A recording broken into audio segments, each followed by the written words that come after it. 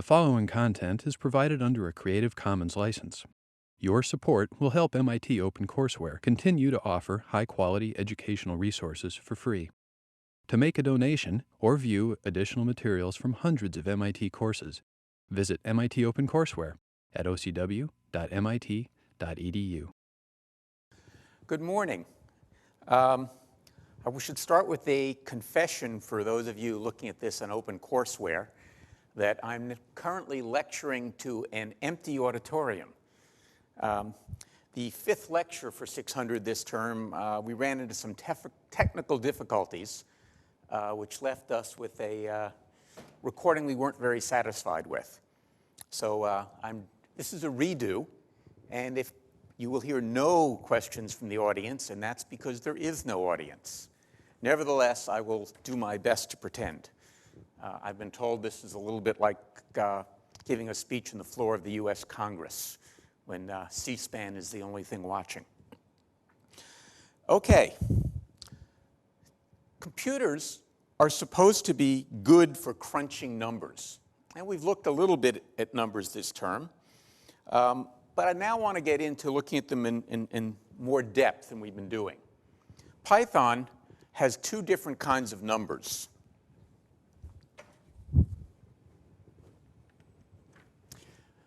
So far, the only kind we've really paid any attention to is type int. And those are intended to mirror the integers, as we all learned about starting in elementary school. And they're good for things that you can count. Any place you'd use whole numbers. Interestingly, Python, unlike some languages, has what are called arbitrary precision integers.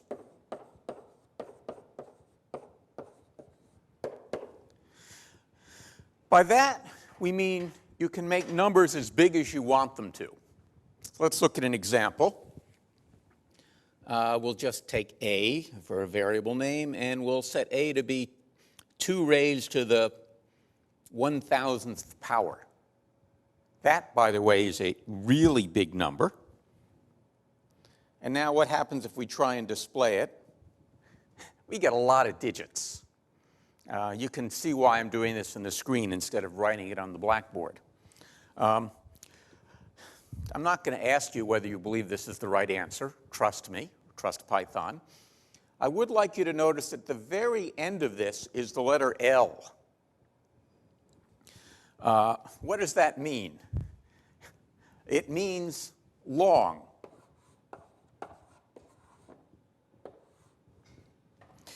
That's telling us that it's representing this particular integer in what it calls its internal long format.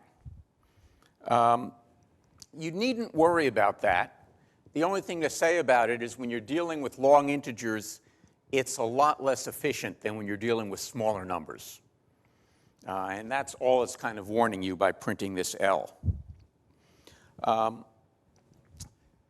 About 2 billion is the magic number. When you get over 2 billion, it's now going to deal with long integers. So if, for example, you're trying to deal with US budget deficit, you will need integers of type L. Okay, let's look at another interesting example. Suppose I set b equal to 2 raised to the 999th power. I can display b, and it's a different number, considerably smaller, but again ending in an L. And now, what do you think I'll get if we try a divided by b? And remember, we're now doing integer division. Well, let's see. We get 2L. Well, you'd expect it to be 2, because if you think about the meaning of exponentiation, indeed, the difference between raising something to the 999th power and to the 1,000th power should be, in this case, 2, since that's what we're raising to a power. Why does it say 2L, right? 2 is considerably less than 2 billion. And that's because once you get L, you stay L. Not particularly important, but kind of worth knowing. Well, why am I bothering you with this whole issue of how numbers are represented in the computer? In an ideal world, you would ignore this completely and just say numbers do what numbers are supposed to do. But as we're about to see, sometimes in Python, and in fact in every programming language, things behave contrary to what your intuition suggests. And I want to spend a little time helping you understand why this happens. So let's look at a different kind of number. And now we're going to look at what Python and almost every other programming language calls type float, which is short for floating point.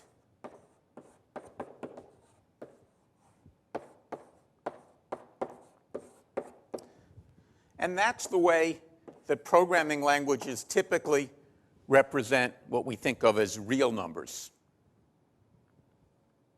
So let's look at an example. I'm going to set the variable x to be 0.1, 1/10. And now we're going to display x. Take a look at this. Why isn't it 0.1? Why is it 0.1, a whole bunch of zeros, and then this mysterious 1 appearing at the end? Is it because Python just wants to be obnoxious and is making life hard? No. It has to do with the way the numbers are represented inside the computer. Python, like almost every modern programming language, represents numbers using the IEEE floating point standard. And it's IEEE 754.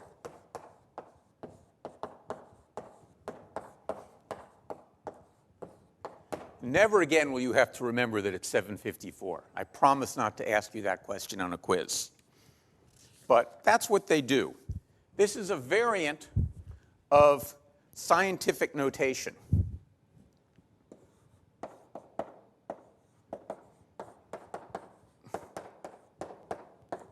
Something you probably learned about in high school as a way to represent very large numbers. Typically, the way we do that is we represent the numbers in the form of a mantissa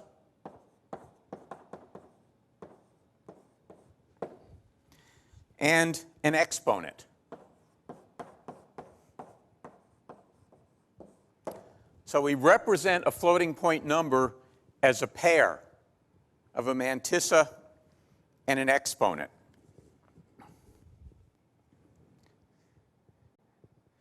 And because computers work in the binary system, it's unlike what you probably learned in high school, where we raise 10 to some power. Here we'll always be raising 2 to some power. Maybe a little later in the term, if we talk about computer architecture, we'll get around to explaining why computers work in binary. But for now, just assume that they do, and in fact, they always have. All right. Purists manage to refer to the mantissa as a significand.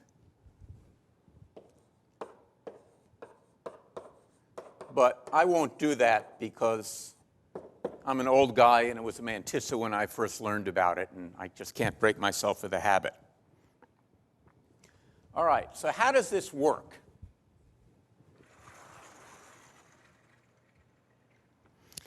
Well, when we represent something, the mantissa is between 1 and 2. Whoops. Strictly less than 2, greater than or equal to 1. The exponent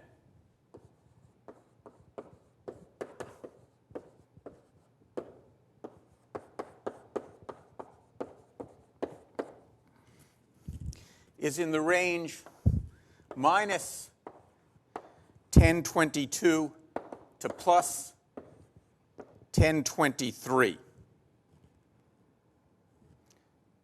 So this lets us represent numbers up to about 10 to the 308th, plus or minus, 10 to 308 plus or minus. So quite a large range of numbers. Where did these magic things come from? You know, what kind of a strange numbers to see here? Well, it has to do with the fact that computers typically have words in them. And the words today in a modern computer are 64 bits. For many years, they were 32 bits. Before that, they were 16 bits. Before that, they were 8 bits. They continually grown. But we've been at 64 for a while, and I think we'll be stuck at 64 for a while.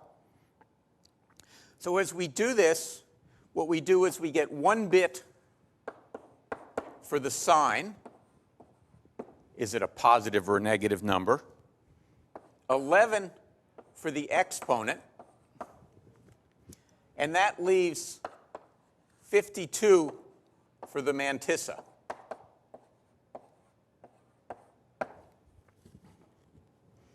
And that basically tells us how we're storing numbers. Hi, are you here for the 600 lecture?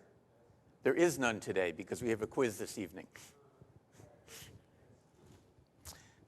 It's now the time that the lecture would normally have started, and a couple of students who forgot that we have a quiz this evening instead of a lecture just strolled in and now strolled out. Okay. You may never need to know these constants again, but it's worth knowing that they exist, and that basically this gives us about the equivalent of 17 decimal digits of precision. So we can represent numbers up to 17 decimal digits long.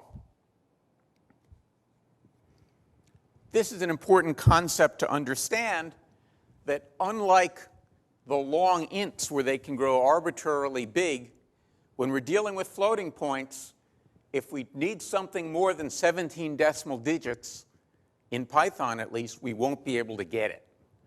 And that's true in many languages. Now, the good news, this is an enormous number, and it's highly unlikely that ever in your life you will need more precision than that. All right. Now, let's go back to the 0.1 mystery that we started at and ask ourselves why we have a problem representing that number in the computer. Hence, we get something funny out when we try and print it back. Well, let's look at an easier problem first. Let's look at representing the fraction 1/8. That has a nice representation. That's equal in decimal to 0.125.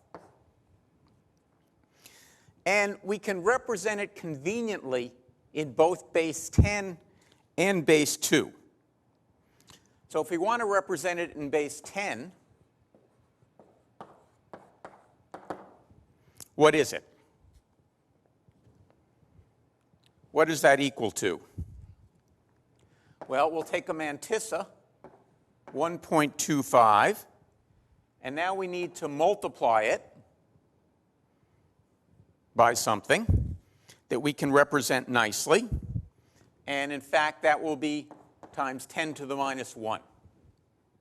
So the exponent would simply be minus 1, and we have a nice representation. Suppose we want to represent it in base 2. What would it be? 1.0 times, anybody?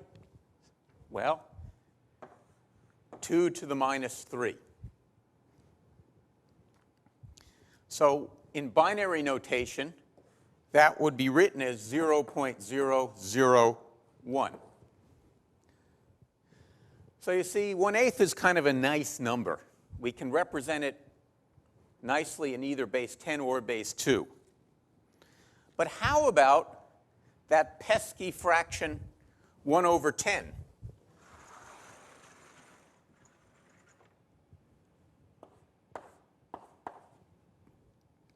Well, in base 10, we know how to represent. It's 1 times 10 to the what? 10 to the 1? No. But in base 2, it's a problem. There is no finite binary number that exactly represents this decimal fraction. In fact, if we try and find the binary number, what we find is we get an infinitely repeating series.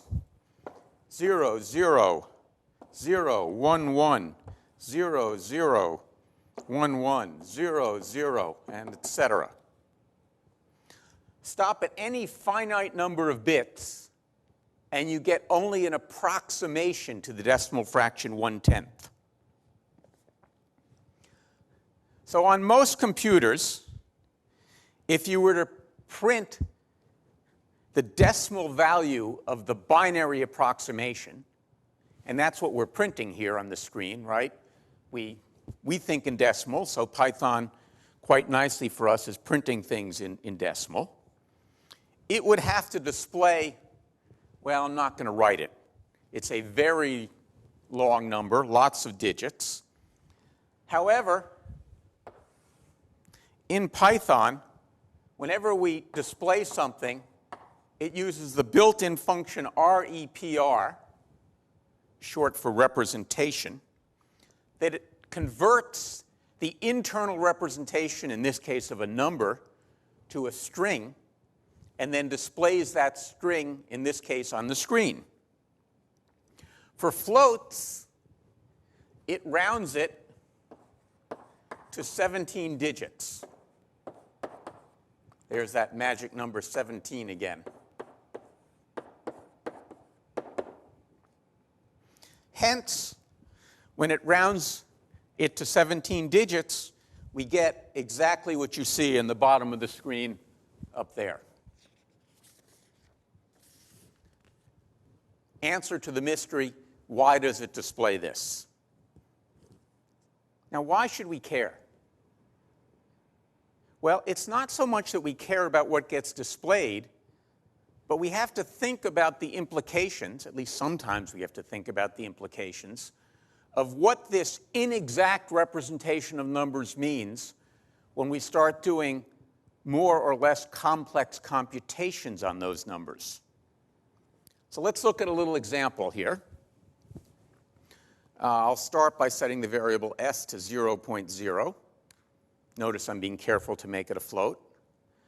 And then for I in range, let's take 10, we'll increase s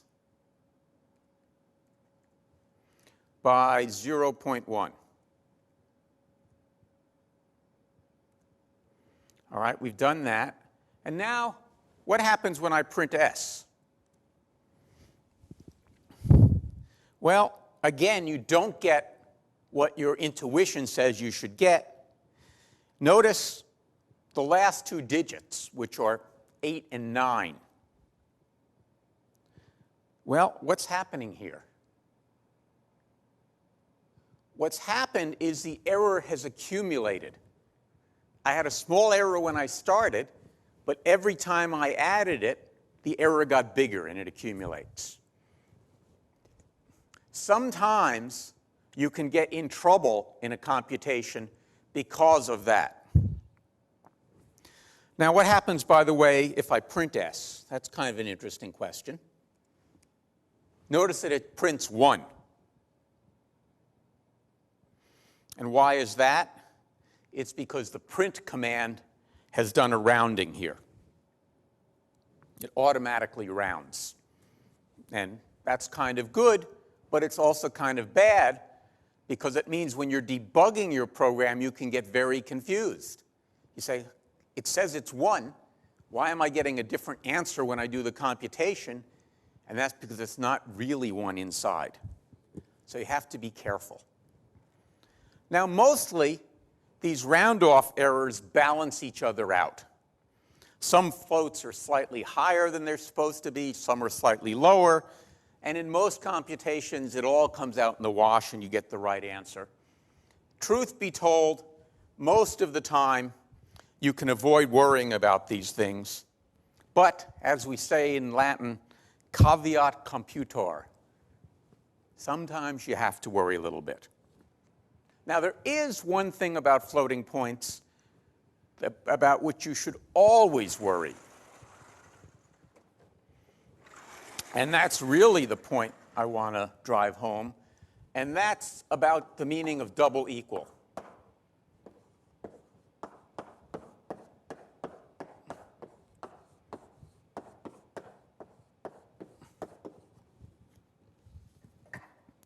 Let's look at an example of this.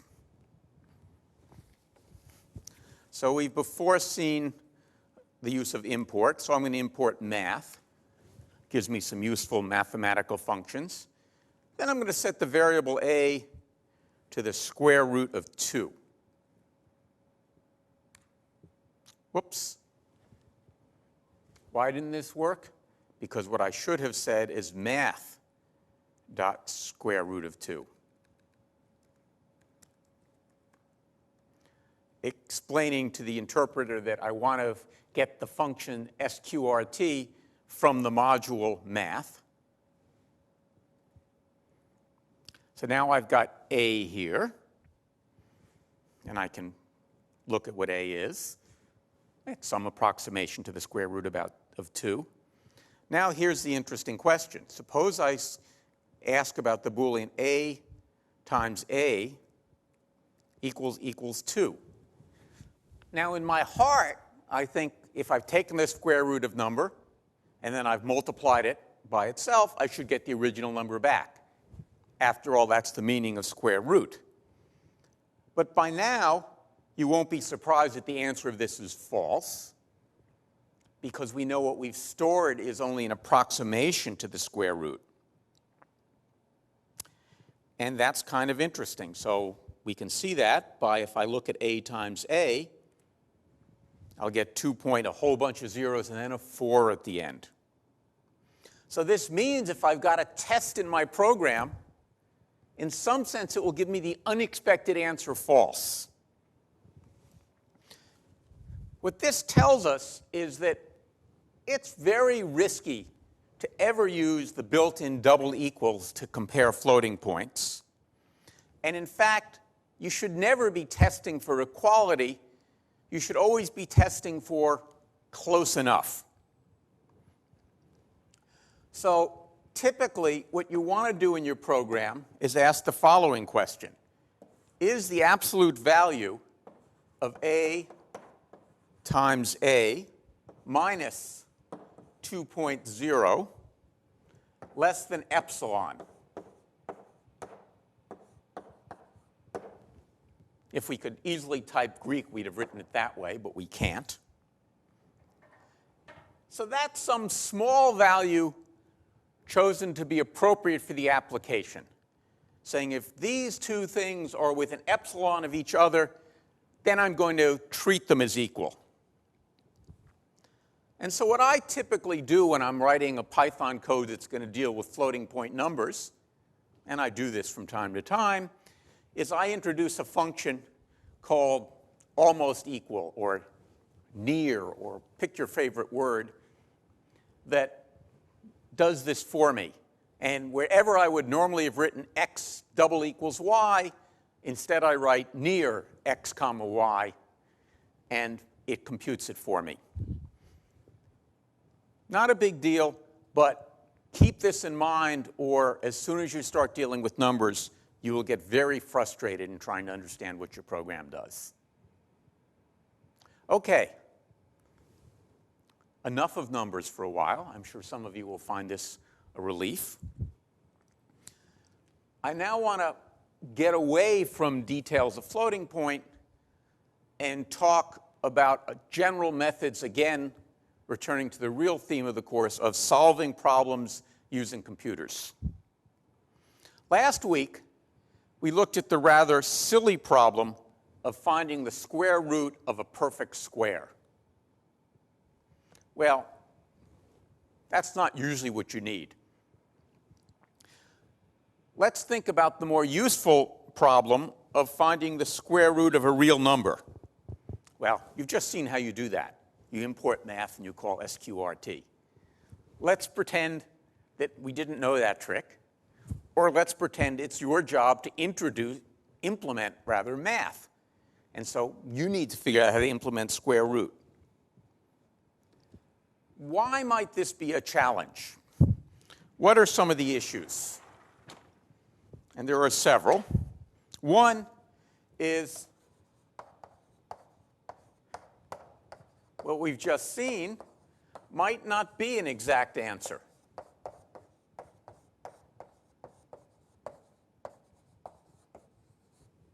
For example, the square root of 2. So we need to worry about that. And clearly, the way we're going to solve that, as we'll see, is using a concept similar to epsilon. In fact, we'll even call it epsilon. Another problem with the method we looked at last time is there we were doing exhaustive enumeration. We were enumerating all the possible answers, checking each one, and if it was good, stopping. Well, the problem with reals as opposed to integers is we can't enumerate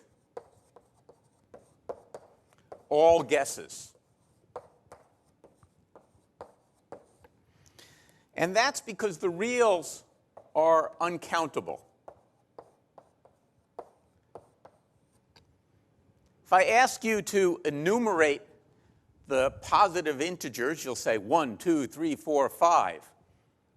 If I ask you to enumerate the reals, the positive reals, where do you start? 1 over a billion plus who knows? Now, as we've just seen, in fact, since there's a limit to the precision in floating point, technically you could enumerate all the floating point numbers. And I say technically because if you tried to do that, your computation would not terminate anytime soon. So even though in principle you could enumerate them, in fact you really can't. And so we think of the floating points like the reals as being innumerable, or not innumerable, as to say, as being uncountable. So we can't do that. So we have to find something clever, because we're now searching a very large space of possible answers, what technically we might call a large state space. So we're going to take our previous method of guess and check and replace it by something called guess, check, and improve. Previously, we just generated guesses in some systematic way, but without knowing that we were getting closer to the answer. Think of the original barnyard problem with the chickens and the heads and the legs. We just enumerated possibilities, but we didn't know that one guess was better than the previous guess. Now, we're going to find a way to do the enumeration where we have good reason to believe, at least with high probability, that each guess is better than the previous guess. This is what's called successive approximation.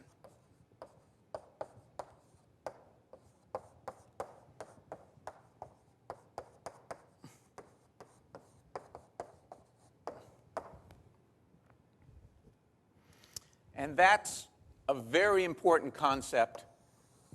Many problems are solved computationally using successive approximation. every successive approximation method has the same rough structure. You start with some guess, which will be the initial guess.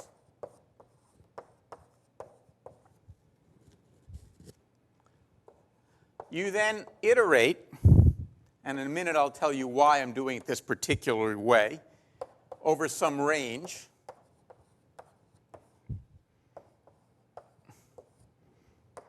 I've chosen 100, but it doesn't have to be 100, just some number there.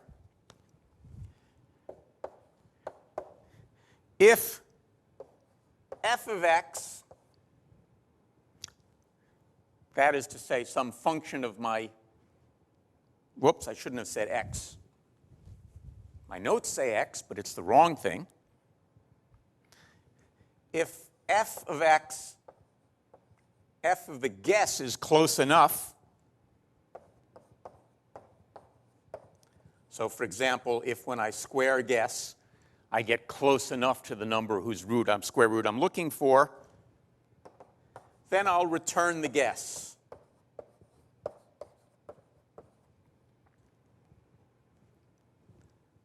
If it's not close enough, I'll get a better guess.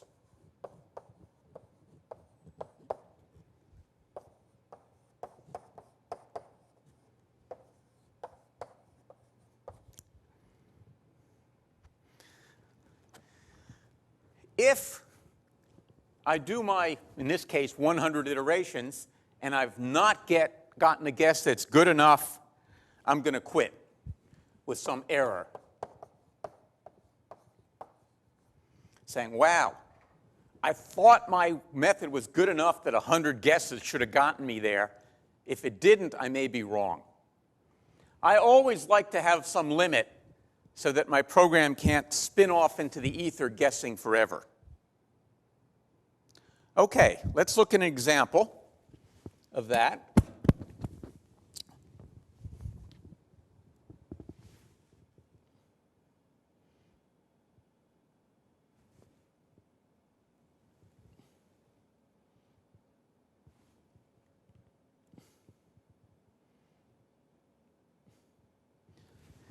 So here's a successive approximations to the square root. I've called it square root by. The by is not a reference to the sexual preferences of the function, but a reference to the fact that this is an example of what's called a bisection method.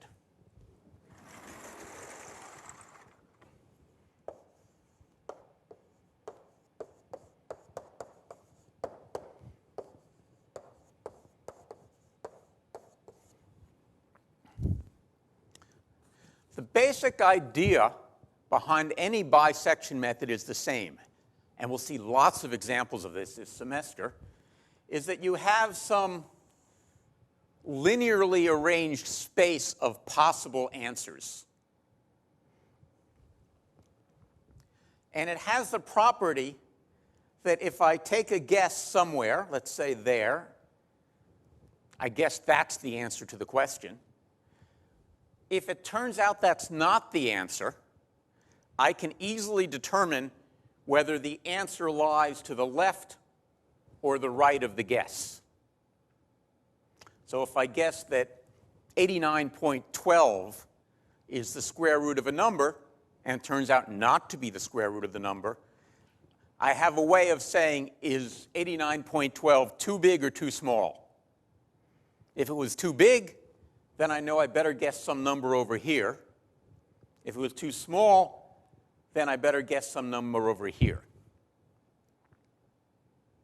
Why do I call it bisection? Because I'm dividing it in half. And in general, as we'll see, when I know what my space of answers is, I always, as my next guess, choose something halfway along that line. So I made a guess, and let's say it was too small. And I know the answer is between here and here. This was too small. I now know that the answer is between here and here. So my next guess will be in the middle. The beauty of always guessing in the middle is that each guess, if it's wrong, I get to throw out half of the state space. So I know how long it's going to take me to search the possibilities in some sense, because I'm getting logarithmically progress. This is exactly what we saw when we looked at recursion in some sense, where we solved the problem by, at each step, solving a smaller problem. The same problem, but on a smaller solution space. Now, as it happens, I'm not using recursion in this implementation we have up on the screen. I'm doing it iteratively, but the idea is the same.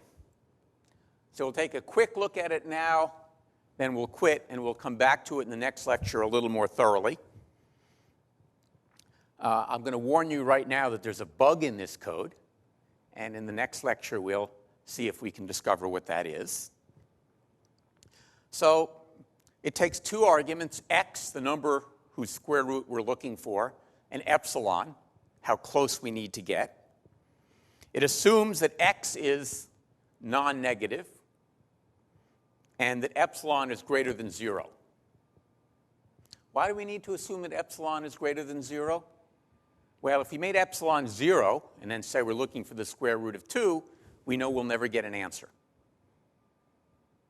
So we want it to be positive. And then it returns y such that y times y is within epsilon of x. It's near, to use the terminology we used before. The next thing we see in the program is two assert statements. This is because I never trust the people who call my functions to do the right thing. Even though I've said I'm going to assume certain things about x and epsilon, I'm actually going to test it. And so I'm going to assert that x is greater than or equal to 0 and that epsilon is greater than 0. What assert does is it tests the predicate, say x greater than or equal to 0. If it's true, it does nothing, just goes on to the next statement. But if it's false, it prints a message, the string, which is my second argument here, and then the program just stops. So rather than my function going off and doing something bizarre, for example, running forever, it just stops with a message saying, you called me with arguments you shouldn't have called me with. All right, so that's the specification, and then my check of the assumptions.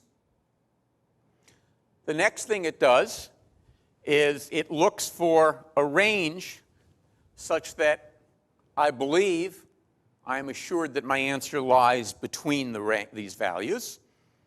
And I'm going to say, well, my answer will be no smaller than 0 and no bigger than x. Now, is this the tightest possible range? Maybe not. But I'm not too fussy about that. I'm just trying to make sure that I cover the space. Then I'll start with a guess. And again, I'm not going to worry too much about the guess. I'm going to take low plus high and divide it by 2. That is to say, choose something in the middle of this space. And then essentially do what we've got here. So it's a little bit more involved here. I'm going to set my counter to 1, just to keep checking. Then say, while the absolute value of the guess squared minus x is greater than epsilon, that is to say, while my guess is not yet good enough, and the counter is not greater than 100, I'll get the next guess. Notice, by the way, I have a print statement here, which I've commented out. But I sort of figured that my program would not work correctly the first time. And so when I first typed it, put in a print statement that would let me see what was happening each iteration through this loop, so that if it didn't work, I could get a sense of why not.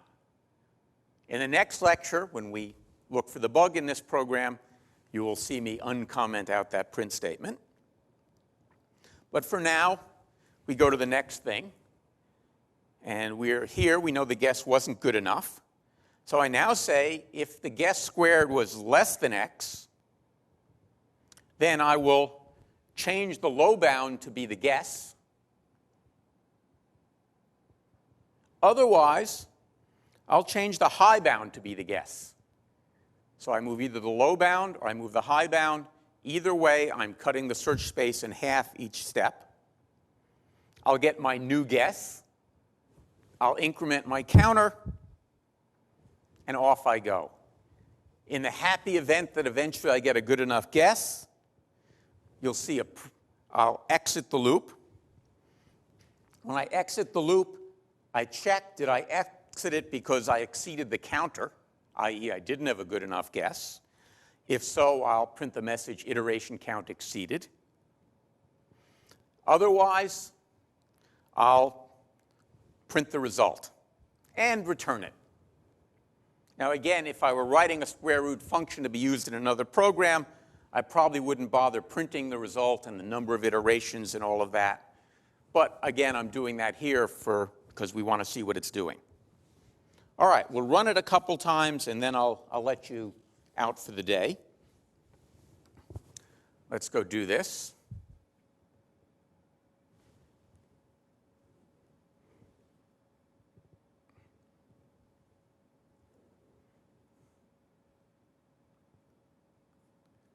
All right, we're here.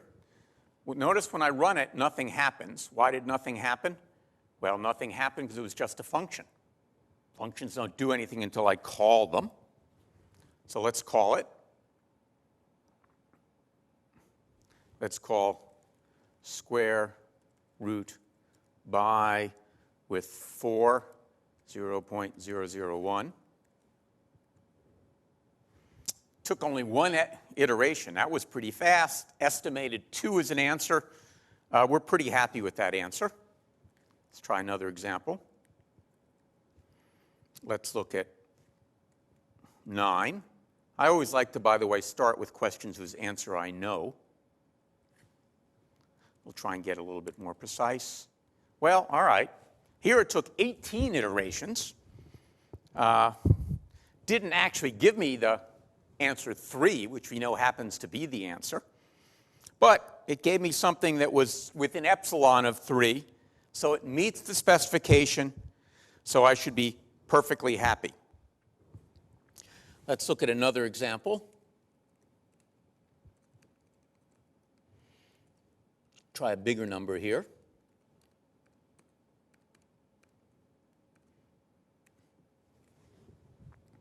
All right, so I've looked for the square root of 1,000. Here it took 29 iterations. We're kind of creeping up there. Gave me an estimate. Let's look at our infamous example of 2, see what it does here.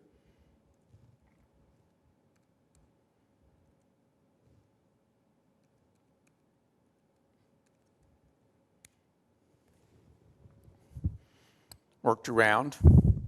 Now, we can see that it's actually working, and I'm getting answers that we believe are good enough answers.